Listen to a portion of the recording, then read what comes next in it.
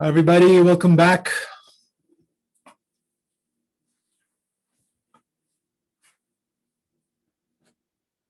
Good. Jamie stayed. She didn't leave us. And he's still here. Jody's ready? Yeah? It should be working. Yes, we can hear you loud and clear. Nice.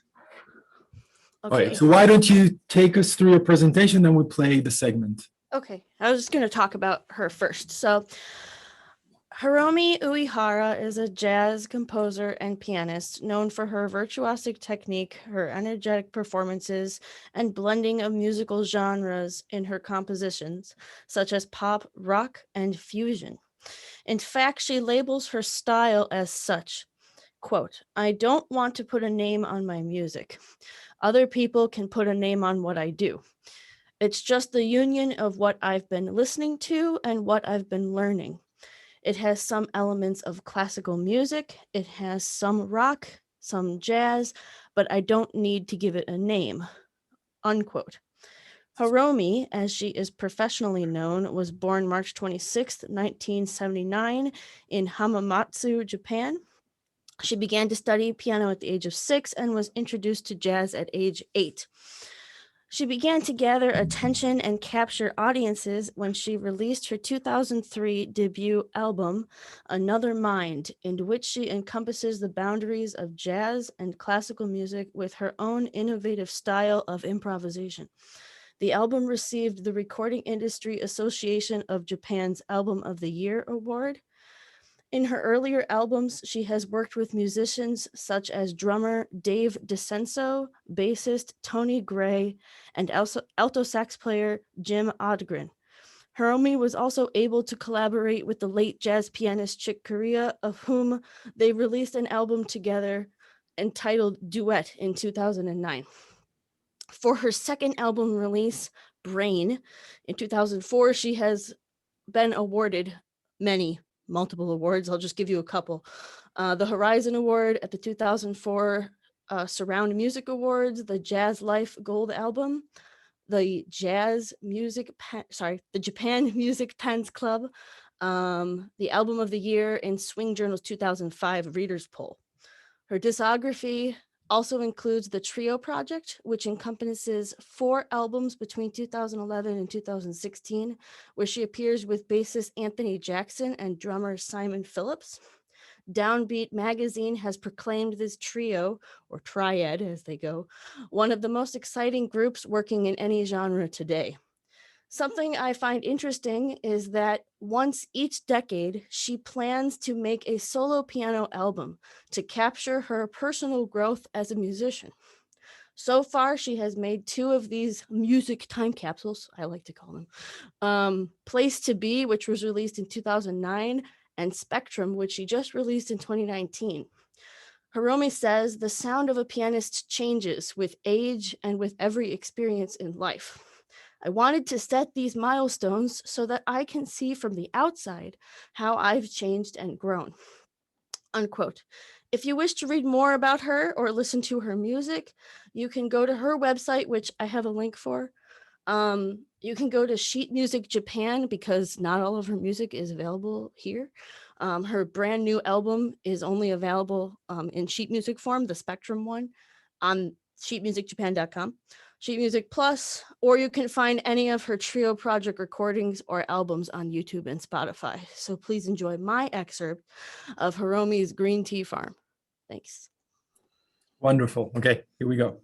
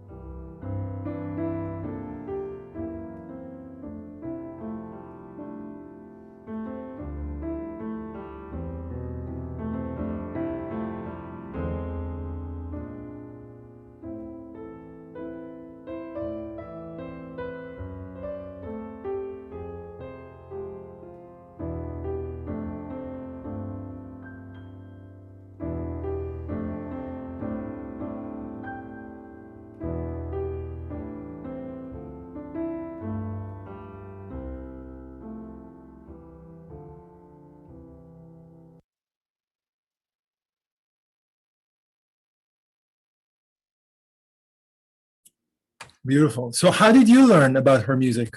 Where did you first encounter it? Steve, my boyfriend, told me Oh, about her. Actually. you have to love YouTube. They just decide to bring more life and excitement to the party. Guess Yeah, yep. showed me her trio projects, Cool. which are very. I just put in the chat. There is she has very advanced music, and then she has things that are more lighthearted as well. And her albums are just awesome. All of her jazz solos are written out too, most of Oh, them. wow. So you can learn them as well, which is really That's cool. fantastic. So yeah. All right, so we're going to do a 180, and from Japan, we're going to go to Russia in the early 1900s with Samuil Feinberg. Is Mario around? Yeah, Mario is here. I see him. I'm going to play for you his presentation in just 1 second.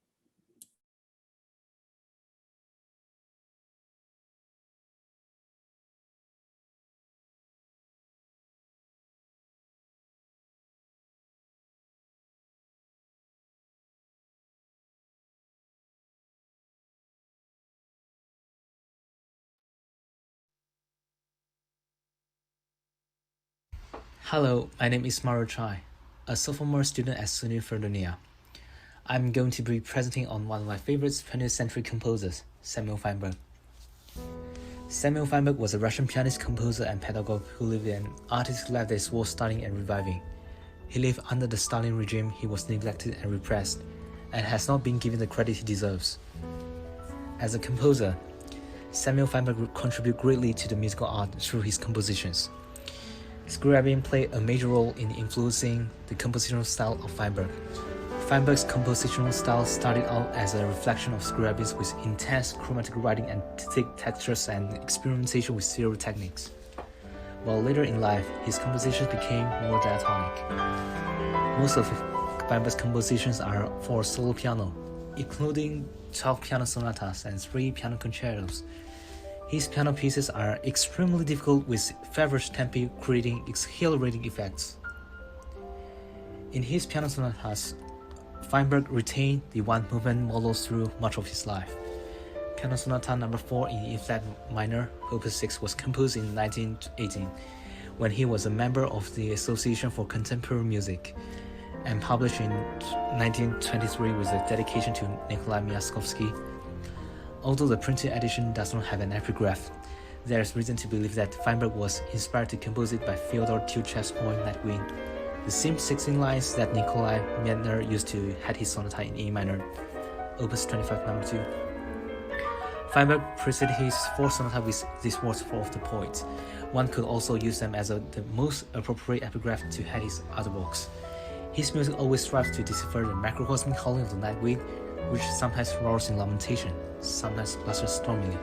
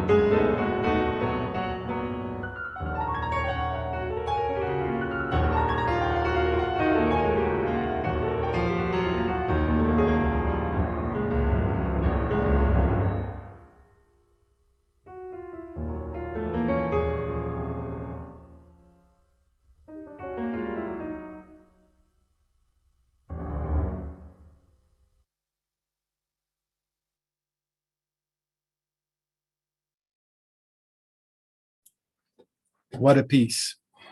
And to think that there are 12 of these and 3 piano concertos, and I have not heard the name Feinberg till Mario brought this piece to my attention at the beginning of the semester. So bravo, Mario, for a beautiful presentation and for bringing attention to this composer. I think. No, I just wanted to say Yeah. that he's also a fantastic interpreter of Bach. Oh, really? One of my favorite recordings of the Well-Tempered Clavier is Samuel Feinberg's. Well, you see his love of counterpoint, don't you? I mean, that's some intense counterpoint right there. Beautiful. Okay, so we're going to, since we're already kind of out of time, I'm going to skip Matthew's presentation. If you all want to click on it at your own time, it's a beautiful presentation on Sofia Gubaidulina's invention. And we're going to skip. I know that I saw both David and Anne in the session. So if you guys want to put your mics, hey, Anne, if you want to put your mic on and your video on and say hi to everybody. Hello. Hi. So Anne is a fabulous pianist, and you guys are in the same video screen. That's amazing. Technology is wonderful. Please tell us about this beautiful composition we're going to hear a little bit of. I'm a composer. Oh, maybe that should be on. Maybe what I could do is maybe we can listen to video first, and if anyone has a question after that, I know Sure. you're running out of time. Sure. So I'm going maybe to play. if that's kind of thing. Absolutely. Let so me go play. ahead, and Yeah. if anyone has a question, I'm happy to answer that.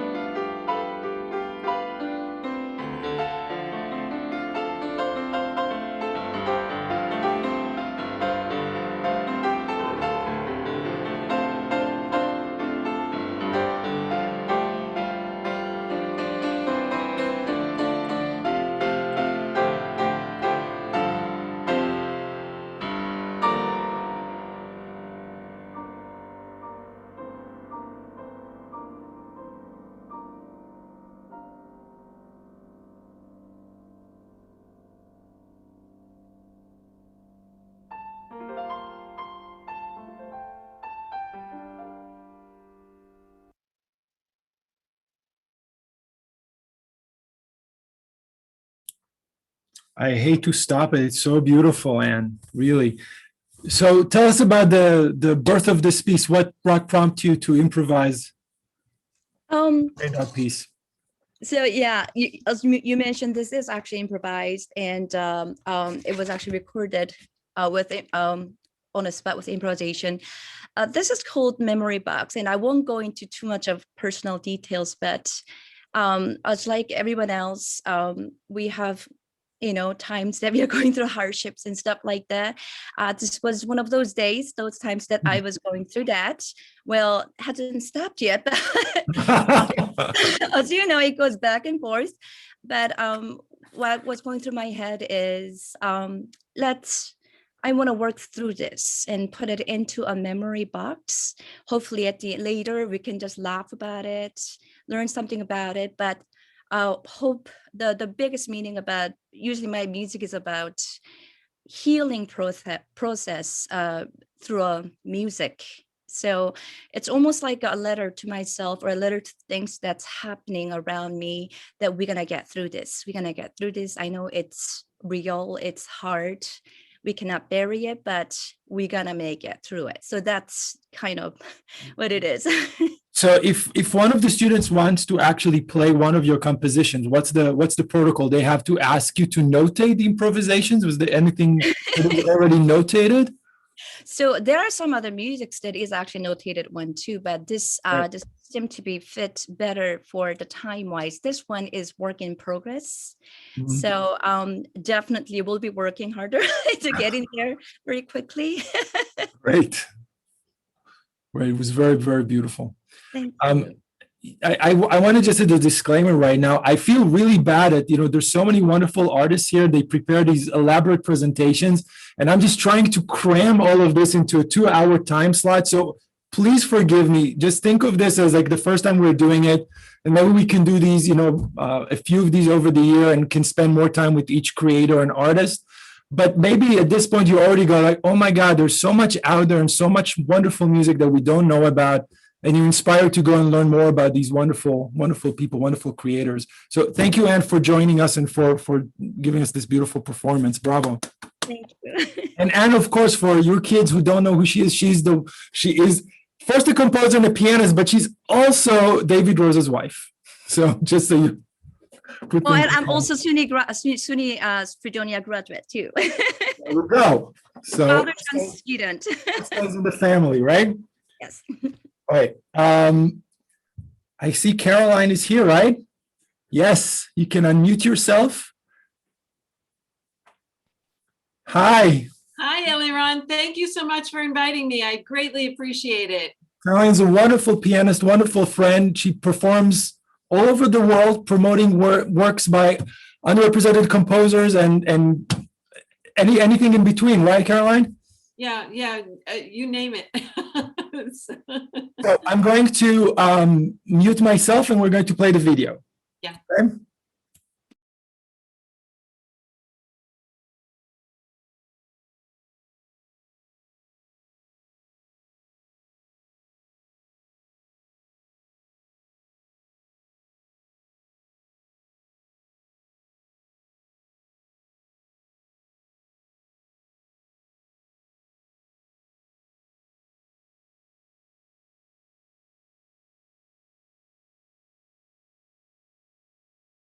Hi, I'm Carolyn Enger. I'm delighted to be sharing with you a piece by Norwegian composer Pia Møller Johansen. It's a piece that's very dear to my heart. I love the pacing of it. I love the calming nature of it. And so here I have some words to share with you from Pia. My inspiration for writing Le Feuille Blanc in 2004 was deeply connected to how I wish to, and still do, interpret the world around me. I am an observer by nature and find it both inspiring and interesting to investigate how I can write what I observe in music. Le Feuille Blanc means the white leaves, and for me, this was an experiment in writing snow. We have a lot of snow in Norway where I live, and the magic of looking at the, quote, white leaves falling slowly and gently to the ground was my main motivation and idea when writing this piece. How the, quote, leaves transform when they collide into each other, breaking, melting, evolving, disappearing, everything in a subtle and beautiful way. Perhaps one experiences some kind of longing feeling while watching them. All through my journey as a composer, nature has been a main subject in my music, like it was back in 2004. As I was quite young at the time, 16 years old, I was looking for a way to express myself and my ideas musically, so I got a lot of inspiration from composers that I enjoyed listening to, Debussy, Satie, Ravel, among others. I would like to thank you, Carolyn, for playing my music and bringing the joy of music to the audience. I'm also curious about what you and the ones who will listen to the piece think about while hearing it. What comes to your mind and body while listening to La Feuille Blanche? So let us know and I'll share your thoughts with Pia. Thank you again.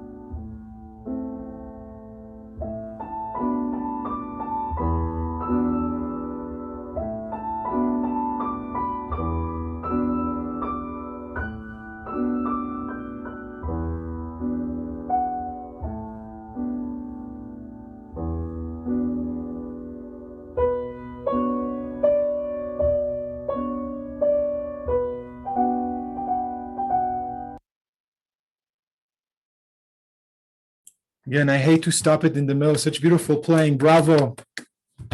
So how did you come to know of this wonderful composer all the way in Norway? Yeah, I was listening to your previous presenters and performers and trying to recall how I found out about her. Everything is sort of, there's so many different ways of finding things. I imagine that I found her through, that she was recommended to me from my former assistant, Carrie Frey, who's a violist, and she had been performing in Norway, and it may have been she who recommended Pia's music to me. And then it's so nice because, as many of us know that we've had the experience of being able to interact with our composers, and that's such a rich experience, Absolutely. To be able to have an email conversation back and forth. And ask them to change things because, you can't. Right? That's wonderful. So thank you for this wonderful edition. And I encourage everybody to check out Caroline's webpage and her recordings. She's a stupendous artist. And a real champion of these underrepresented composers. You're doing so much for women composers, and I know there was a project that you did for composers who survived the Holocaust, who perished in the Holocaust, who did not survive in the Holocaust, right? Well, yeah, I'm a daughter of a survivor, and so the that project has to do with identity and tolerance, and a lot of those composers were persecuted. So yeah, Right. uh, There's so much repertoire, Yeah. right? Yeah. yeah, there is. It's good there's a lot of us pianists out there, you know, Right. playing this stuff. All right, And we're thank you gonna, for the opportunity to share like this. I mean, my pleasure. My Yeah. pleasure. We will have to have you back here again. Thank you. I appreciate. Thank you. I see Brian is here too, so we're going to jump right in with Brian's presentation. Hold on. Hi, Brian.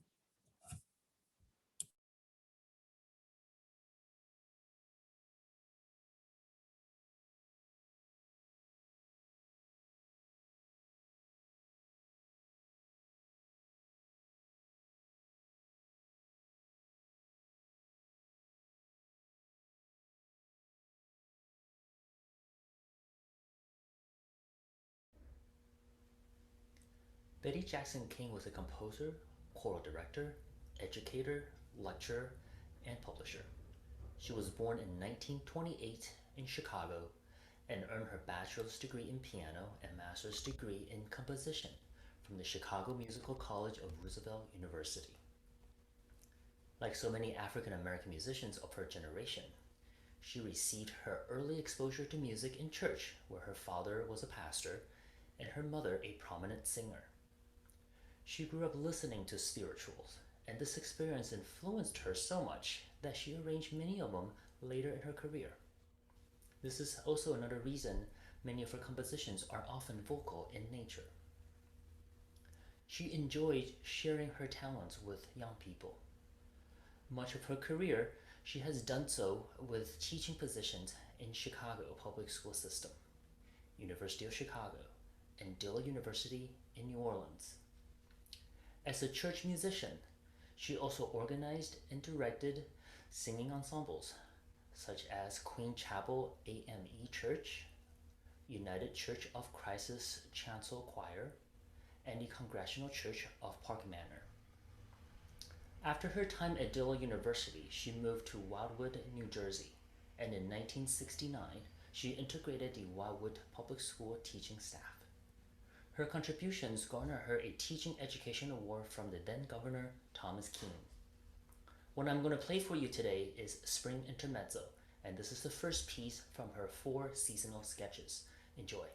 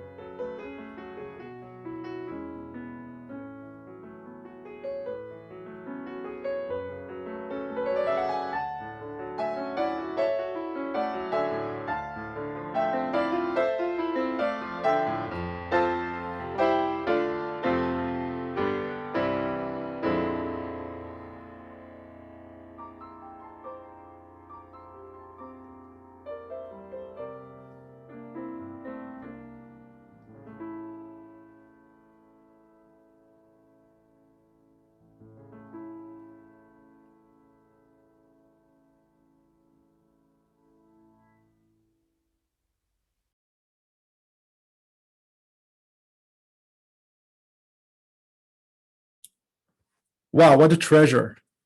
That's really spectacular. We have Brian here. Yeah, Brian. Hi. So how did you stumble on this incredible piece? I am one of the founding members of a intercollegiate project called Keys to Inclusion, and that's a 5-institution project to start that launched last September. And one of the guest speakers we had was Dr. Leah Claiborne, who I think now is in Washington D.C. And this is one of the pieces that she suggested that we look into, because I think Florence Price by now is very popular with a lot of our students, and so she just kind of offers something a little bit different. And so this is the second piece of the 4 seasonal sketches, and that's kind of how I discovered it. Are there any other pieces by her that you know of? This is so far what I've discovered so far. I'm kind of still in the sort of beginning stage of discovering all these different repertoire for piano. So that's all I know. And I was having a little trouble also finding much about her biography and things like that. And I know that she is maybe a little bit well known in the choir community than the piano community. So that's kind of as far as I know for now. Well, that was beautiful. And so it's good to know that it's Florence Price and Betty Jackson King as well. It's not only Florence Price, right? Yeah, and it's seasonal sketches, so there's 4 seasons, 4 pieces total. I think about 8 minutes. So it'll be a very nice addition if you are looking for like a more substantial set for your sure recital, or just play one, and that'll be a great encore too. I agree. Beautiful. Thank you for joining us and for this beautiful presentation. Sure.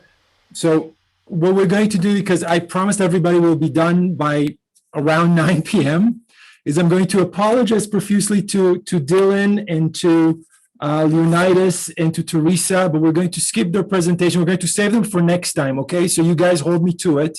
And we're going to do 2 more, Anna Celeste and Grace Park. I think Anna is here, and Anna submitted one beautiful video about Cécile Chaminade that I'm going to play for you right now.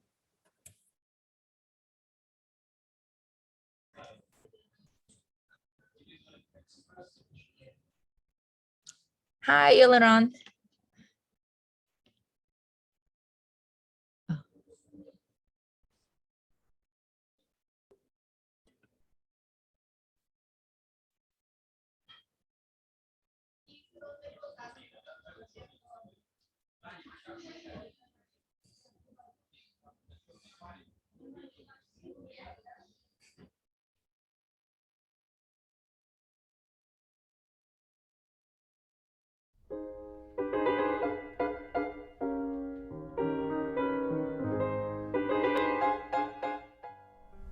Hi, I'm Anna Celeste, and I'd like to share with you a piano piece by Cécile Chaminade, a French composer who was at the height of her fame at the turn of the 20th century.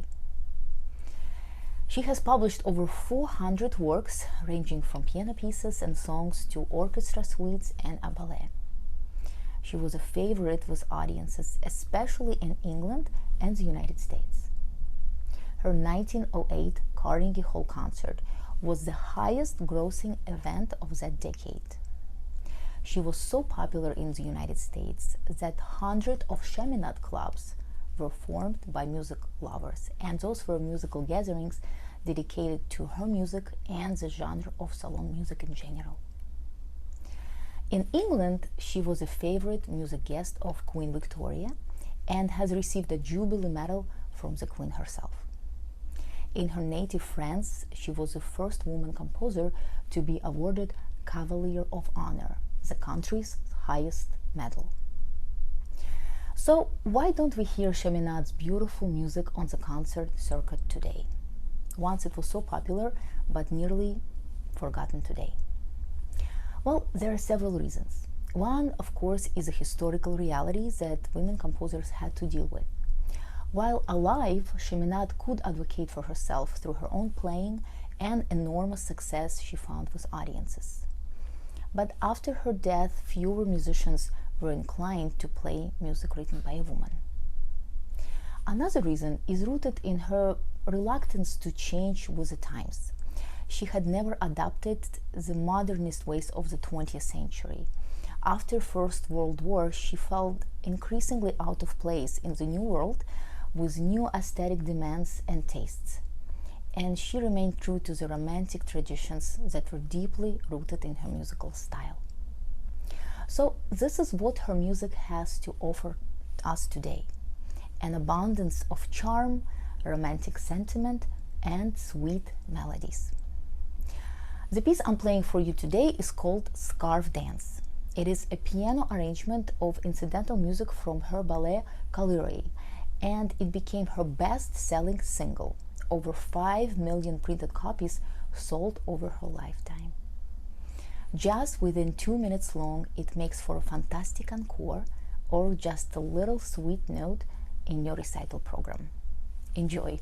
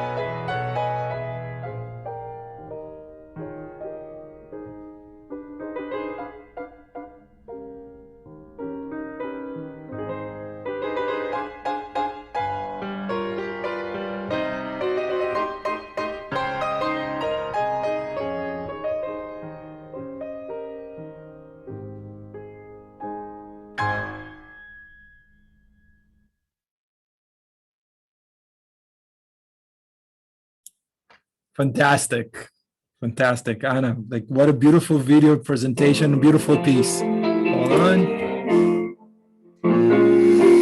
You can. Huh. Somebody's trying to teach us how to play piano, but yeah. You there? Hi. Yes, hi everyone. Hi. It's so great to be here and to hear all the amazing pieces. It was just incredible evening. So just so happy to be part of it. Thank you for joining us. So very quickly, how did you learn about Chaminade? Well, I have this interest. It was started as a curiosity, and now it's kind of a very very passionate project of mine is to discover pieces by women composers. It started really with Clara Schumann because she was such a famous performer. So I decided to look at other famous women performers, and Chaminade was one of them. I never heard of her before. 3 years ago when I kind of started to research the subject, and she has, this is just such a tiny little piece, an example of her music, but she has such a wide range of pieces. There are even music for children and larger works, but this is, as I said in the video, it was a very famous salon piece of her. You could still find it in some of these music anthologies. I came across her piece, this piece, you know, these books, 50 greatest piano works. So this is a piece that I remember when I actually saw her name, I realized like, oh, this is where I remember seeing that, and it never kind of connected. But This piece you could find still in one of those books. But she wrote hundreds of piano pieces, and big and small, and it's just a joy for me to play her music. It's so interesting because when I was a Juilliard, I remember all the flutists always play Chaminade. Chaminade, it was like, I thought she was a flutist. I didn't have a clue that she was actually a pianist. Yeah, it's actually the only piece that really stays in the repertoire. It's this concertina for flute, but she was actually a brilliant pianist, and piano was her instrument. So we should really look into her music. I think it's worth it. And you should all check out Anna's recordings of, first of all the Rubinstein concertos. He's not underrepresented, but he's a little neglected, right? Yes, but it would be too big for this program, I think. Yeah. Fantastic. Thank you, Anna. And okay, here we go. Our last guest, Esther Park. Esther did an incredible thing. Esther sent me a recording of all 3 Schumann romances, Summerland by William Grant Steele, and a Florence Price piece. And she told me, just play them all. So I gave them all to Ezra, and Ezra edited all of Esther Park's submissions into one short video. You guys ready? Here we go. It's concentrated around the Clara Schumann romances.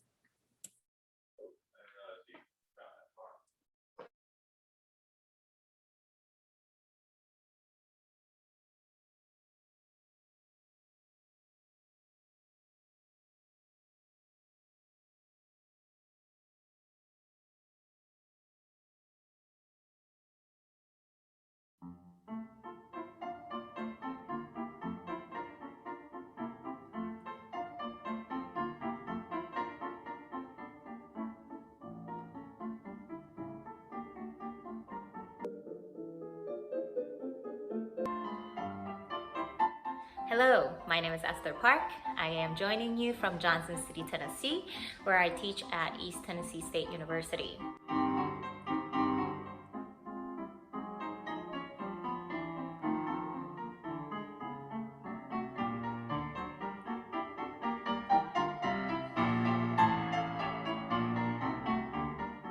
Today I am offering 3 romances by Clara Schumann.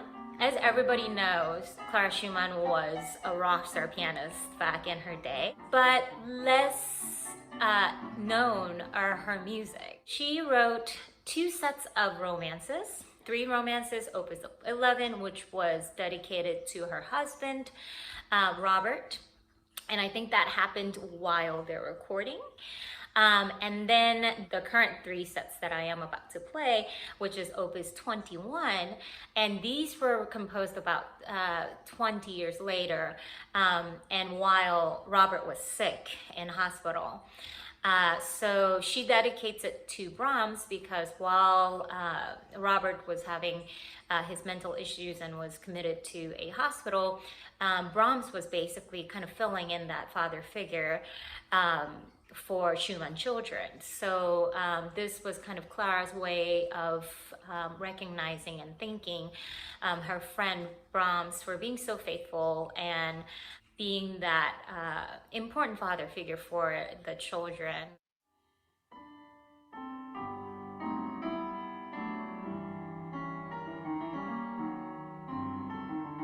These 3 pieces, when you listen to it, you can almost hear inspirations that she's received from her peers. So for example, with the first movement, I definitely hear a little bit of actually Brahms in her chords and the way she's writing the middle section with complicated rhythm. There's a 4 against 5, and that's definitely Brahms' way.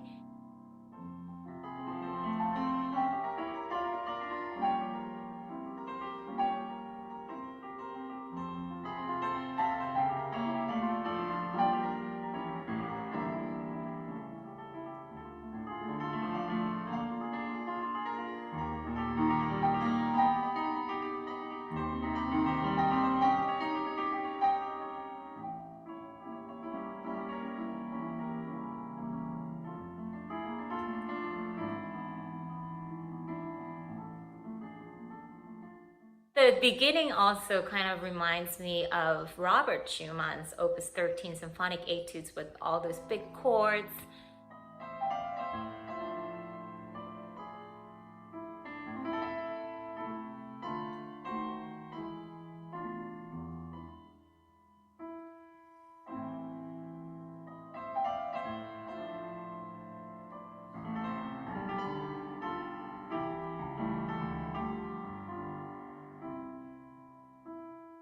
In the music, she writes big chords. There's a lot of tense, and I do my best. Sometimes I do have to roll it, unfortunately. But it was told that apparently Clara herself had a huge pair of hands, that she was often dubbed as the woman version of Liszt with her huge hands. And, you know, you can kind of tell that for her, it was no problem.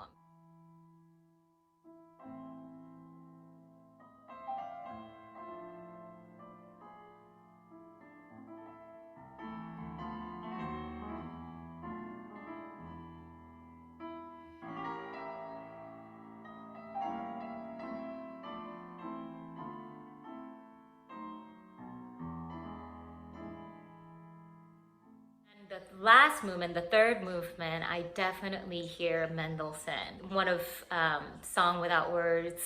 It's got that whimsical, fairy kind of feeling.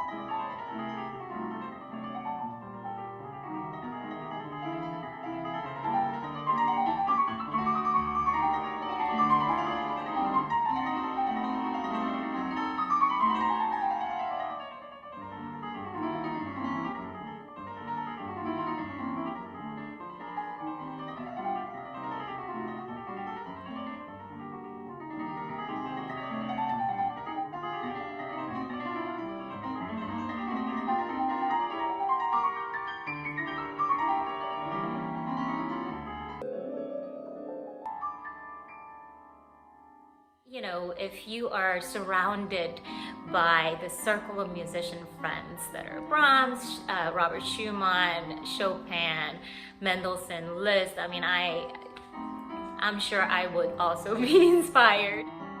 And I hope you get to know more about Clara as a composer as well as amazing pianist.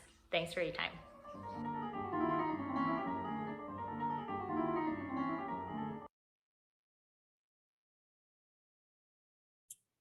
Beautiful, beautiful. So how did you learn about these wonderful pieces? Unmute. You would think that, hey, Oh. you would think that after a year of pandemic that I still am struggling with this. Well, so, you know, to answer your question, thanks to pandemic, I was cooped up at home. And, you know, I different projects came my way, and that's how I discovered William Grant Still, as well as Clara. So I think pandemic did some good in me, but you know, there are just so much of these musical gems that nobody ever plays. And, you know, and when your call came, I was like, it was kind of like, you know, like, oh, that's what I was doing. And this is such a great idea. And thank you again for letting me be a part of it. My pleasure. And full disclosure, Esther and I know each other for the last 20 years. How long? It's been crazy. You have seen me in my diapers. So it's all kind of, I need to shush you on all my earlier things. Yeah, she was in pre-college at the age of 3 when I just entered Juilliard. This is how long we've known each other. So, but in all seriousness, since we had Clara earlier today, what are your thoughts about how do we give place in the pantheon to both Robert and Clara respectively? With, you know, what are some of your thoughts on that issue? Well, so, you know, it's curious how Clara ranked herself as a mediocre composer and much lesser being to Robert, which when you listen to her composition, it's not the case at all. So I think it was her own bashfulness in promoting her own music that kind of made her music not well known. And I'm so glad that, you know, these days there's a lot more of movement to get to know her music. Unfortunately, it's also very little of the work compared to Robert's, for example. Right. So, you know, I think, you know, this kind of movements, it really does just justify, you know, just trying to get to know her music. I totally agree. Excuse me, my husband over there is on his own call, sorry. That's fine. I know it's late and we've been here for over 2 hours, so I'm going to wrap all of this up with a few things. Number one, I apologize to Dylan and to Leonidas and to Teresa. We will start with your presentations next time we're going to do this. I promise you there's going to be a next time, because as far as I'm concerned, we just presented the case for, you know, this beautiful music to be played, and we need to discuss why it isn't being played. It's exhilarating and depressing all at the same time. Exhilarating because this music exists, and depressing because it's 2021 and we still don't play it. It's still not considered a part of the canon for reasons that are just a mystery. So let's consider this the prologue, the overture to other sessions where all of you wonderful people created these beautiful, really, really tantalizingly beautiful presentations. I want to thank Ezra, who actually edited the videos that Esther did and Kim did. He did a beautiful job doing that. So thank you, Ezra. Again, thank you to the Robert Jordan Foundation for allowing this to happen. If anybody has any questions, I mean, you guys all have the links on this piece of, on the document that I shared with you. So you're welcome to watch, especially the videos by Teresa and by Dylan and by Leonidas, Amy Beach, a composer I never heard of. You see, Julia Amanda Perry, African-American composer who I never heard of. Beautiful, beautiful prelude. And apparently there's more works by her. And of course, Duke Ellington with 2 beautiful pieces. So with that, I'm going to say good night. Thank you for joining me on this very lengthy buffet potluck dinner. And hopefully it's the beginning of a wonderful thing. And of course, on Thursday, we're going to actually be playing. So the link to the YouTube channel and to the stream is going to be available for those of you who registered, and we'll share it, of course, within the piano area. So until Thursday, thank you for joining me and have a good night. Bye-bye.